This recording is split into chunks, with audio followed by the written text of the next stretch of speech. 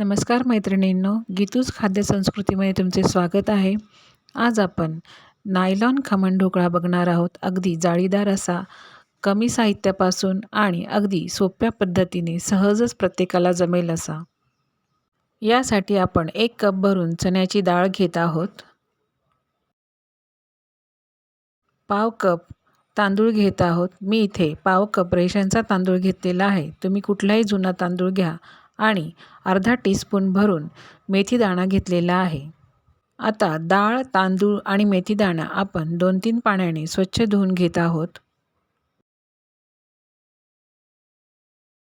डाळ, तांदूळ आपले छान स्वच्छ धुवून झाले आहेत. आता डाळीवर एक बोटभर पाणी राहील इतपत ठेवून आपण ती डाळ 4 तासासाठी भिजत ठेवत आहोत. 4 तासानंतर डाळ आपली छान भिजली गेली आहे. आता त्यातील जे एक्स्ट्रा पाणी आहे ते आपण काढून घेत आहोत. हे पाणी फेकून द्यायचे नाही. डाळ आणि तांदूळ आपण एका मिक्सरच्या भांड्यामध्ये काढून घेत आहोत. यात आपण 1/4 टीस्पून भरून सायट्रिक ॲसिड टाकत आहोत. सायट्रिक ॲसिड म्हणजेच लिंबू पावडर किंवा लिंबू सत्व. हे सगळे टाकून आपण मिश्रण छान बारीक करून घेतले आहे. या मिश्रणामध्ये आपण 1 टेबलस्पून भरून बेसन पीठ टाकून घेत आहोत. हा एक महत्त्वाचा इन्ग्रेडियंट आहे. बेसन टाकल्यामुळे पीठ हे चांगलं फर्मंट होण्यामध्ये मदत होते. मिश्रण फार घट्ट असेल तर आपण जे पाणी काढून ठेवलेले आहे तेच पाणी थोडे टाकून पुन्हा एकदा मिक्सरमध्ये छान फिरवून घेत आहोत. मिश्रण आपले छान वाटून झाले आहे. आता एका डब्यात ते मिश्रण काढून आपण 10 तासासाठी ते फर्मंट होण्यासाठी ठेवून देणार आहोत. मिश्रणात पाणी टाकून ते इडलीच्या बॅटरसारखे इतपत आपल्याला त्याची कन्सिस्टन्सी पाहिजे आहेत आणि नंतर मग ते आपण फर्मंट होण्यासाठी ठेवून देणार आहोत.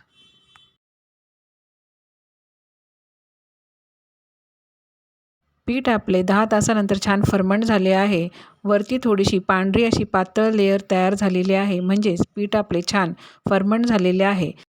1 मिनिटभर आपण पीठ छान हलवून घेऊयात. हलवताना मला पीठ थोडे घट्ट वाटले म्हणून त्यामध्ये मी 1 टेबलस्पून पाणी टाकून घेत आहे आणि पीठ पुन्हा हलवून घेत आहे. दुसरी महत्त्वाची टीप लक्षात ठेवा, ती म्हणजे की पीठ वाटताना किंवा फर्मंट होताना मी मिठाचा अजिबातच वापर केलेला नाही. मीठ न वापरता पीठ फर्मंट करण्यास ठेवले तर ते पीठ छान 2-3 दिवस आरामशीर टिकते आणि आपल्याला पाहिजे त्यावेळेस आपण झटपट त्याचा ढोकळा तयार करून घेऊ शकतो. तयार केलेल्या पिठाच्या बॅटरमधून आता मी 1 कप बॅटर घेतलेले आहे. यामध्ये अगदी थोडीशी हळद टाकून घेतलेली आहे आणि चवीनुसार मीठ घालून घेत आहे. आता बॅटर आपण छान हलवून घेऊयात.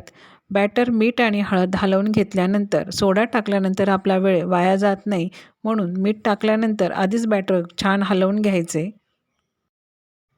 आता बॅटरमध्ये 1/4 टीस्पून भरून खाण्याचा सोडा टाकत आहे आणि त्यामध्ये 1/4 टीस्पून भरून व्हिनेगर टाकून घेत आहे. आता अजिबातच वेळ न घालवता बॅटर हे पटापट हलवून घ्यायचे. तुम्ही पाहू शकता बॅटर हे किती छान फुलले गेलेले आहे. त्या अगोदरच ज्या भांड्यामध्ये आपल्याला ढोकळा शिजवायचा आहे त्याला तेल लावून घ्यायचे आहे.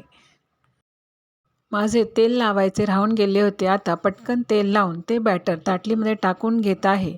एका ठिकाणी मी कढईमध्ये पाणी गरम करायला ठेवलेले आहे.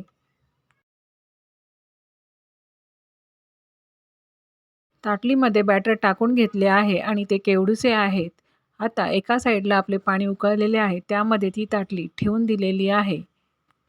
ढोकळ्याला वाफ देताना शक्यतो वाफ कुठेच बाहेर जाऊ नये याची खबरदारी घ्यावी म्हणजे आपला ढोकळा छान फुलतो. आता हे राहिलेले पीठ मी झाकून तसेच फ्रीजमध्ये ठेवून देणार आहे. त्यामध्ये मीठ अजिबातच घातलेले नाही. 8 मिनिटं मीडियम फ्लेमवर ढोकळा शिजत ठेवला आहे. बघा तो किती छान शिजला आहे. आता आपण चेक करून बघूया. पहा अजिबातच चाकूला काहीच चिटकलेले नाही म्हणजे ढोकळा आपला तयार झाला आहे. आता गॅस बंद केला आहे. ढोकळा आपण लगेचच कढईतून बाहेर काढून घेऊयात.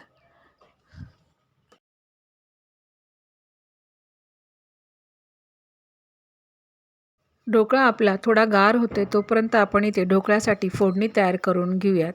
त्यासाठी पॅनमध्ये मी थोडे तेल टाकून घेतलेले आहे. तेलामध्ये 1 चम्मच मोहरी, थोडे हिंग, 2 बारीक चिरलेल्या मिरच्या आणि 1 चम्मच जिरे टाकलेले आहे.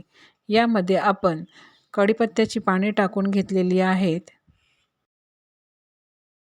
मिश्रण छान हलवून झाल्यानंतर त्यामध्ये पाव कप पाणी टाकून घेतले आहे. नंतर यात 2 टेबलस्पून साखर घालून घेतलेली आहे आणि चवीनुसार मीठ घालून घेतलेले आहे. इथे आपली फोडणी छान तयार झाली आहे आणि त्याला उकळी देखील आली आहे. आता गॅस बंद करून ते गार होऊ देऊयात. इथे ढोकळा देखील आपला छान गार झाला आहे. त्यावर कट मारून घेऊयात. पहा, कट मारताना दिसून येते आहे की ढोकळा आपला छान मऊ आणि लुसलुशीत झालेला आहे. ढोकळ्याला आपले कट मारून झालेले आहे. आता कट मारलेल्या ठिकाणी आपली फोडणी टाकून घेऊया. फोडणीचे पाणी हे थोडेसे कोमटच आहे. त्याच वेळेस ते टाकून घ्यायचे म्हणजे ढोकळ्यामध्ये ते छानपैकी मुरते. त्यावर मी आता पहिल्यांदा कोथिंबीर टाकून घेत आहे. फोडणीचे पाणी सगळे टाकून झाल्यानंतर 5 मिनिटं ढोकळा हा तसाच राहू द्यायचा म्हणजे फोडणीचे पाणी हे आतपर्यंत शिरते. तुम्ही पाहू शकता ढोकळा किती छान झालेला आहे आणि जाळी देखील फारच छान आली आहे. ढोकळा हा सहजच निघत जात आहे. आता एक ढोकळा मी तुम्हाला दाखवते. पहा किती छान जाळी आली आहे आणि रसरशीत असा हा ढोकळा झाला आहे.